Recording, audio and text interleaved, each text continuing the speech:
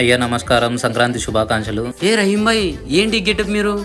అంటే ఇంట్లో సంక్రాంతి చేసుకుంటున్నాను తెలిసింది. మీ పండగ మా పండగ వేరు కాదు కదా, అందుకే ఈ గెటప్. అవునవును, రండి రండి కూర్చుందండి. ఇంట్లో వాతావరణం చాలా బాగుంది, పిల్లలు కూడా బాగా ఎంజాయ్ చేస్తున్నారు. మీరు కర్చికాయలు బచ్చాలు లాంటివి ఏం చేయలేదు కదా? ఎందుకు చేయలేదు భాయ్, అవి లేకుండా ఎట్లా? చేసాం భక్షాలు. అంటే బాగా గ్రాండ్గా చేస్తున్నారు అనమాట. చాలా గ్రాండ్గా చేసినాం భాయ్, పిండి వంటకాలు అన్నీ రెడీ అయినాయి. సరే సరే, మరి నేను వెళ్ళొస్తాను. సరే సరే భాయ్. అవును, చెప్పడం మర్చిపోయాను, ఎవరైనా వస్తే నాకు ఫోన్ చేయండి. ఎవరు వస్తారు భాయ్? అంటే వస్తారండి కొంతమంది, కర్చికాయలు బచ్చాలు అవి వేసి ఇవ్వండి అంటారు.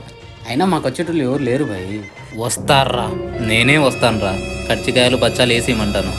వేసేయకపోతే నెక్స్ట్ రంజాన్కి నీకు బిర్యానీ క్యాన్సల్. వద్దులే రహీం భాయ్, నేను వేసిస్తాను. కచ్చికాయలు వచ్చి లేమన్నా తేనరా. అట్లే నాన్ వెజ్ కూడా ఏమైనా చేశారా? చేయకూడదు అది. సరే, మీరు కూడా రంజాన్కి మటన్ హలీం ఏమైనా అవసరం లేదు, కర్చికాయలు చాలు నాకు. తినండి తినండి, ఎట్లున్నాయి? బాగున్నాయి. నెక్స్ట్ మటన్ హలీం పక్క కదా. అది అవ్వదమ్మా.